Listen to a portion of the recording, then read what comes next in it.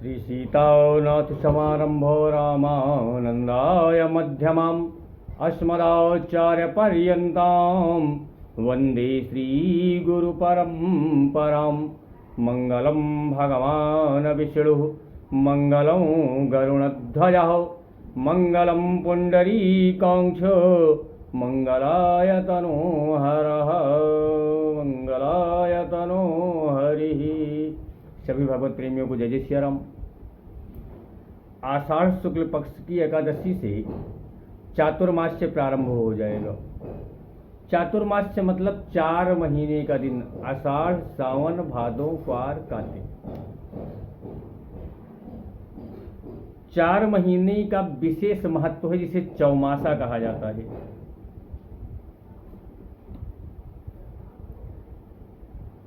भगवान श्री हरि विष्णु सबको मोक्ष प्रदान करने वाले, भवसागर से पार उतारने वाले हैं। इनके स्मरण मात्र से यह स्मृत पुंडरीकाक्ष, भगवान पुंडरीकाक्ष भगवान विष्णु के स्मरण मात्र से मनुष्य सवाहे आभ्यंतर शुचि, अंदर बाहर से पवित्र हो जाता है। अंदर बाहर से पवित्र होने का अर्थ हुआ कि सभी पापों से मुक्त हो गया। और एक तो इस संसार में मानव जन्म पाना बड़ा दुर्लभ है। बड़े भाग मानुष तन पावा, और उसमें भी उत्तम कुल और उत्तम संस्कार वाले परिवार में जन्म लेना अत्यंत दुर्लभ है।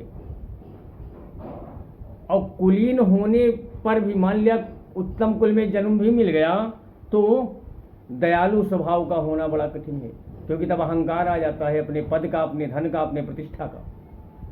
दयालु होना बड़ा मुश्किल होता है। और ये सारे गुण मनुष्य में तब आते हैं जब वो सत्संग करता है। और ये सभी चीजें इकट्ठा तब मिलती हैं जब मनुष्य सत्संग करता हो, क्योंकि जहाँ सत्संग नहीं है, जहाँ विष्णु भक्ति नहीं है, वहाँ कल्याण की प्राप्ति अत्यंत दुर्लभ है।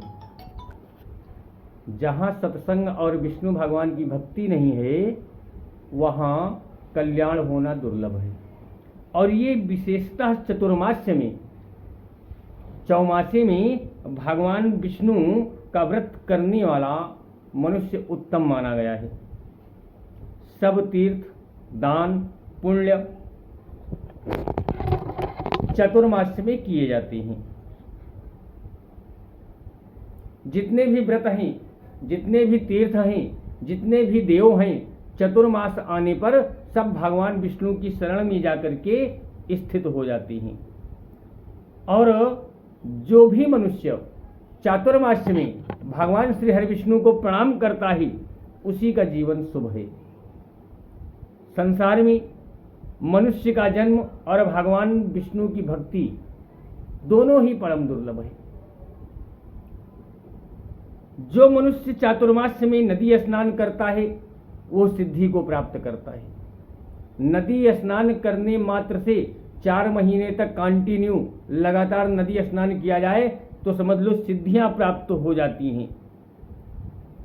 झरना, तड़ाग, बावली, नदी, जो भी स्नान करता है उसके सहस्त्रों पाप तत्काल नष्ट हो जाते हैं। और अगर तीर्थों में चला जाए, प्रयाग चला जाए, अयोध्या जी चला जाए, काशी चला जाए, ऐसे चातुर्मास्य में पुष्कर, प्रयाग अथवा किसी शुभ तीर्थ में स्नान करने पर मनुष्य को कितना पुण्य मिलेगा, इसकी कोई संख्या नहीं है। सिर्फ स्नान करने से और कुछ न किया जाए, तीर्थ स्नान अगर 4 महीने तक कर लिया जाए प्रतिदिन, तो कितना पुण्य मिलेगा उसकी गिनती नहीं की जा सकती है। मनुष्य के अनेकानेक पाप तुरंत नष्ट हो जाते हैं। नर्मदा, भास्कर, प्राची, सरस्वती इत्यादि नदियों में या समुद्र के संगम पर एक दिन भी जो प्राणी मनुष्य स्नान कर लेता है, उसके पाप का लेस मात्र भी नहीं रह जाता। कहने का अर्थ है चातुर्मास्य में भगवान नारायण जल में शयन करते हैं प्यारे, इसीलिए जल का महत्व, स्नान का महत्व इतना ज्यादा बता रहा हूं। चातुर्मास्य में भगवान श्री हरि विष्णु जल में शयन करते हैं, अतः उसमें भगवान विष्णु के तेज का अंश व्याप्त रहता है। उस समय उसमें किया हुआ स्नान सब तीर्थों से अधिक फल देने वाला होता है, इसलिए स्नान का महत्व चातुर्मास्य में ज्यादा है। और जो भी पुण्य कार्य बिना स्नान किए किया जाता है वो सब निष्फल हो जाता है, उसे राक्षस ग्रहण कर लेते हैं। इसलिए स्नान करना परम आवश्यक है। स्नान के लिए लिखा गया है कि स्नानेन सत्यमाप्नोति स्नानम धर्मम सनातनः धर्मान मोक्षकृतं प्राप्यम पुनर्नैवावसीदति। मतलब स्नान करने मात्र से मनुष्य सत्य को प्राप्त हो जाता है। स्नान सनातन धर्म है और स्नान धर्म से मोक्ष रूप फल पाकर मनुष्य फिर कभी दुखी नहीं होता है।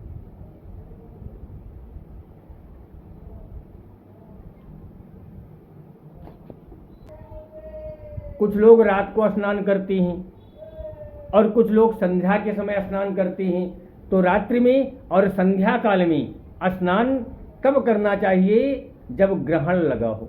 बिना ग्रहण के रात्रि में और संध्या काल में स्नान नहीं करना चाहिए। गर्म जल से स्नान नहीं करना चाहिए। सूर्य के दर्शन मात्र से सब कर्मों की शुद्धि हो जाती है। सूर्य के दर्शन मात्र से सब कर्मों की शुद्धि कही गई है और चातुर्मास्य में विशेष रूप से जल की शुद्धि होती है। यदि शरीर अस्वस्थ है, रोगी है, तो भस्म स्नान कर लेना चाहिए, मंत्र स्नान कर लेना चाहिए।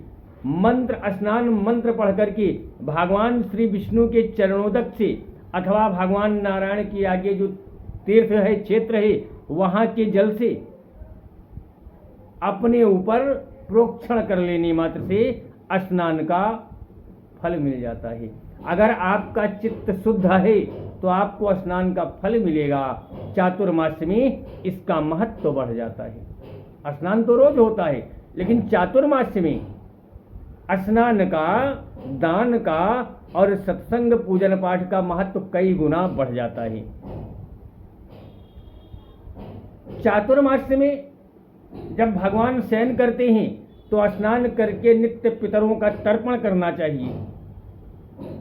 इससे क्या होगा?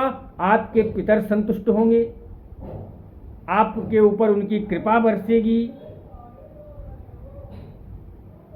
और आपको अनंत फल मिलेगा। पहले भगवान गोविंद का स्मरण करें स्नान करने के बाद, और फिर कोई भी शुभ कर्म हो तब उसका अनुष्ठान करना चाहिए। यह स्मृत पुंडरीकाक्ष, पहले भगवान पुंडरीकाक्ष भगवान गोविंद का स्मरण करें। क्यों? क्योंकि वही गोविंद भगवान देवताओं को, पितरों को, सबको तृप्ति देने वाले हैं।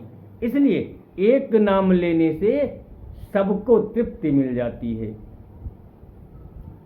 आकाशात पतितम तोयम यथा गच्छति सागरम।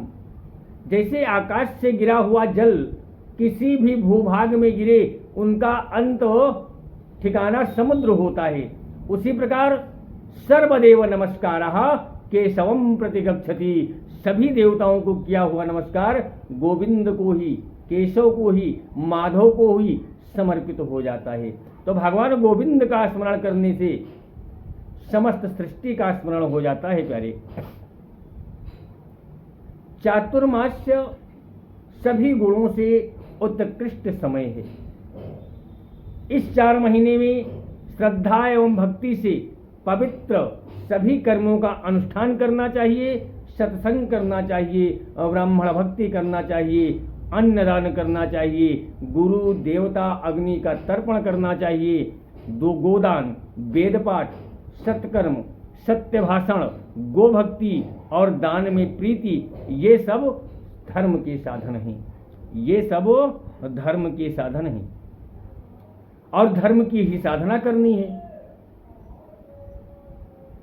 तो चौमासे में जहां सबका महत्व है, जहां सबका महत्व है, वहीं पर दान का बड़ा महत्व है। दान का बहुत बड़ा महत्व है।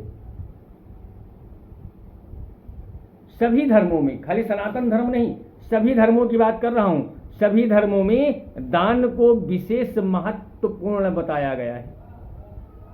विशेष महत्वपूर्ण कार्य है दान। दान किसका करें? तो हमारे वेदों में अन्न को ब्रह्म कहा गया है। अन्न ब्रह्मा इति प्रोक्त, अमन्ने प्राणः प्रतिष्ठितः। अन्न को ब्रह्म कहा गया है और अन्न से ही, अन्न में ही प्राणों की प्रतिष्ठा है। अतः मनुष्य सदा अन्न एवं जल का दान करता रहे, ऐसा हमारे शास्त्रों का कथन है। जो जल का दान करता है वो तृप्ति प्राप्त करता है, और जो अन्न दान करता है वो अच्छे सुख प्राप्त करता है। अन्न और जल के समान दूसरा कोई दान न हुआ है, न होगा। मणि और रत्न, मूंगा, चांदी, सोना और अनेक वस्त्र, अनेक वस्तुओं का दान कर दे और अन्न दान न करे। एक तरफ सारी वस्तुएं रख दीजिए, एक तरफ अन्नदान रख दीजिए, तो अन्नदान का पलड़ा ज्यादा भारी होता है। क्यों? क्योंकि अन्न ब्रह्म इति प्रोक्तो। आपने अन्न का दान किया, आपने ब्रह्म का दान किया, क्योंकि अन्न को ब्रह्म कहा गया है। इसलिए चातुर्मास में अन्नदान का अधिक महत्व है। चातुर्मास में अन्नदान, जलदान, गोदान, प्रतिदिन वेद पाठ और अग्नि में हवन, ये सब महान फल देने वाले हैं। यदि श्री हरि भगवान विष्णु के साथ समागम के लिए वैकुंठ धाम में जाने की इच्छा है प्यारे, तो सभी पापों के नाश के लिए चौमासे में अन्नदान करते रहिए। 4 महीने अन्नदान करते रहिए, आपको वैकुंठ प्राप्त हो जाएगा। कुछ करने की आवश्यकता नहीं है, क्योंकि अन्नदान करने से सभी प्राणी प्रसन्न होते हैं। अन्नदान करने से सभी प्राणी प्रसन्न होते हैं। देवता भी अन्नदाता की स्पृहा रखते हैं। देखने में छोटे छोटे अन्न के कण बड़े महत्वपूर्ण होते हैं प्यारे। अनेकानेक दान, भूमि दान कर दिया जाए, गोदान कर दिया जाए, वस्त्र दान कर दिया जाए, रत्न दान कर दिया जाए, स्वर्णाभूषण दान कर दिया जाए और अन्न दान न किया जाए, तो सारे दान व्यर्थ हो जाते हैं। गुरुओं को, ब्राह्मणों को भोजन कराना और घृत दान करना और सत्कर्मों में संलग्न रहना, ये सब बातें चातुर्मास्य काल में जिसके पास हैं वो साधारण मनुष्य नहीं हो सकता है, वो दिव्य मनुष्य है।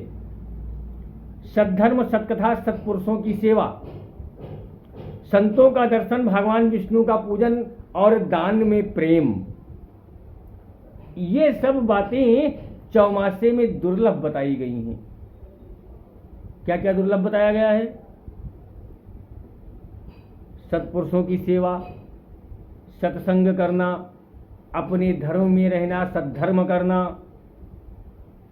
संतों का दर्शन करना, सत्पुरुषों की सेवा करना, भगवान विष्णु का पूजन करना और दान में प्रेम बनाए रखना, दान देते रहना, ये चौमासे में बहुत महत्वपूर्ण है। जो मनुष्य चौमासे में पितरों के उद्देश्य से दान कर देता है, वो सभी पापों से शुद्ध होकर के, सभी पापों से निवृत्त होकर के, शुद्ध चित्त होकर पितरों के लोक को जाता है। उसके अन्नदान से तृप्त हुए देवता लोग उसे मनोवांछित फल प्रदान करते हैं। चातुर्मास में अन्नदान करने का इतना महत्व है।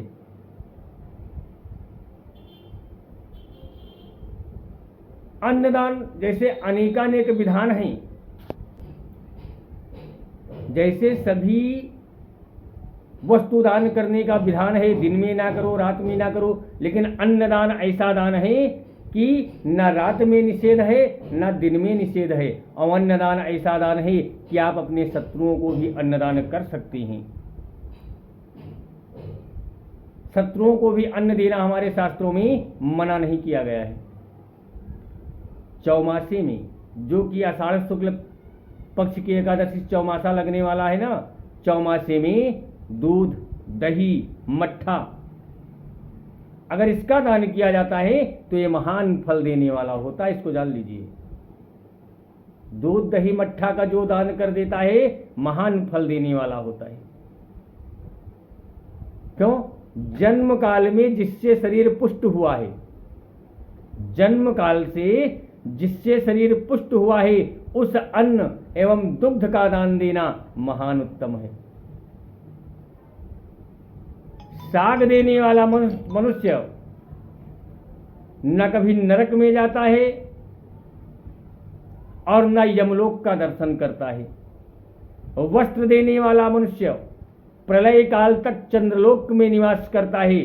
जो चातुर्मास्य में चंदन, अगर और धूप का दान करता है वह मनुष्य पुत्र पौत्रों के सहित विष्णु रूप में होता है। भगवान विष्णु के शयन काल में अर्थात चातुर्मास्य में जो मनुष्य वेद वेत्ता ब्राह्मण को फल दान करता है, फलों का दान, जो फल दान करता है वह यमलोक को कभी नहीं देखता। जो चौमासे में भगवान विष्णु की प्रीति के कारण विद्यादान, गोदान और भूमि दान करता है वह अपने पूर्वजों का उद्धार कर देता है। जो जिस देवता के उद्देश्य से चौमासे में गुड़, नमक, तेल, शहद, तिक्त पदार्थ, तिल और अन्न देता है वह उसी लोक को जाता है जिस देवता के निमित्त उसने दान किया है, जिस देवता के निमित्त उसने ये वस्तुएं दान की हैं। विशेषकर चातुर्मास्य में मनुष्य को अग्नि में आहुति देनी चाहिए और ब्राह्मण को दान देना चाहिए और गौओं की भली भांति सेवा और पूजा करनी चाहिए। भविष्य में दान देने की प्रतिज्ञा ना किया जाए कि हम दे देंगे ना, जो देना है तुरंत दे दिया जाए। जिसको देने का निश्चय किया हो उसे ही दीजिए, दूसरे को ना दीजिए कि अपने पुरोहित को कहा था वो नहीं आए तो किसी दूसरे को दे दिया जाए ना। जिसको दान देना निश्चित किया है उसी को दान दिया जाए। दी हुई वस्तु कभी भी देने, जिसको दे दिया है उससे कभी वापस न ली जाए। जो श्रीहरि के शयन काल में यानी चौमासे में और ब्राह्मणों के लिए सब प्रकार का दान देता है वह पूर्वजों सहित अपने पापों से मुक्त हो जाता है।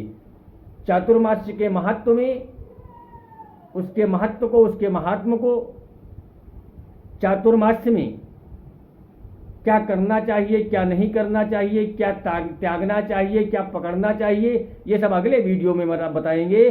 तब तक के लिए जय जय श्री सीताराम, जय श्रीमन्नारायण।